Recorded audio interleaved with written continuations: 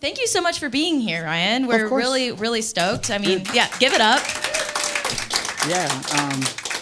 Yeah, I mean, like, KNIK and y'all have supported us a ton, so I appreciate being here as well. Yeah, the Builders and the Butchers have been around since 2005, am I right? That's right, yeah. Yeah, that's Yeah. incredible. We first used MySpace to love it. promote our shows.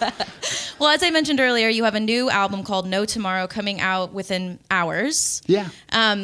Over the last 20 years, I guess, what has kept the fire alive creatively with you and the entire band? And how does No Tomorrow reflect where you are right now as an artist and as a band? I would say two things that have kept the band going. It's just like, I mean, I think the rest of the guys in the band would say this. It's very much our second family.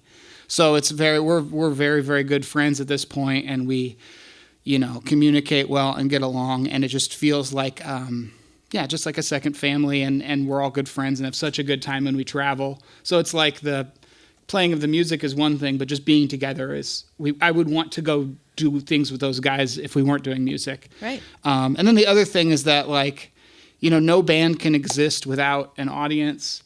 And so, the people that have kind of stuck with us over the years or found the band and are pretty passionate about it, it's been kind of the reason that we keep going. Amazing. I mean, half a century, basically. Yeah, so. it's wild. Yeah. Yeah. So this new album was produced in-house by Ray Rude, one of your band members. Yeah, he was born with a stage name. I love it. It was produced at Laundry Room Studio. So how did that DIY approach shape the sound or storytelling compared to your other albums? I would say in the past we've done, there was an excellent studio that we did a few albums in called Type Foundry. The Decemberists have recorded there. A bunch of different bands have recorded there over the years. M. Ward. And that was that felt like our home studio, and it closed down a few years back right before our last record. And so we started just doing them at home. We've gathered enough equipment over the years and have access to stuff to where you basically have the same stuff as a studio. And the really great thing about doing it at home is, you get into a studio and the clock is ticking as far as like money. It's like just costing you hundreds of dollars to just exist there. Uh-huh. And so that's not the case when it's at home. So you can really dive into some parts and take a longer process with things and really flesh stuff out, try different ideas and experiment more. And so we're now like much more comfortable with that. Oh, that's incredible. Yeah. I'm sure that is you can probably hear that in the record that you just really sunk into it. I would hope so. Yeah. Well, I'm looking forward to listening to it after this. So your live shows are known for being super interactive, breaking the fourth wall, bringing fans into the performance. Why is that sense of community so important to you and your band right now?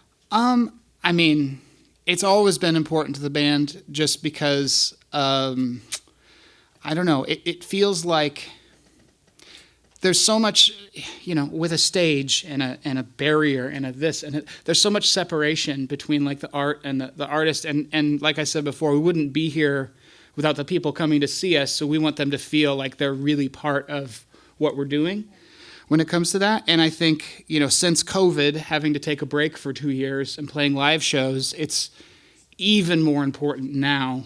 And then given, people don't feel connected as much as they used to, I don't think, just with social media and the way we're living. And so it feels really important to like bring people together. Absolutely. Yeah.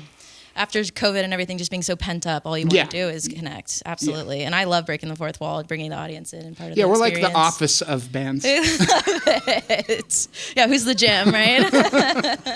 And then lastly, you are playing Aladdin Theater on April 16th. What can fans expect from that show? How might it feel different from past tours? Yeah, so so one thing about the Aladdin show is the last time we played there was 2008.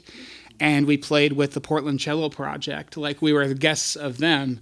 So I was like, wouldn't it be fun to like do those songs again, but with like the Portland Cello Project joining us on our show? So we have like 4 members of the Portland Cello Project joining us, and that's going to be incredible. They're totally awesome.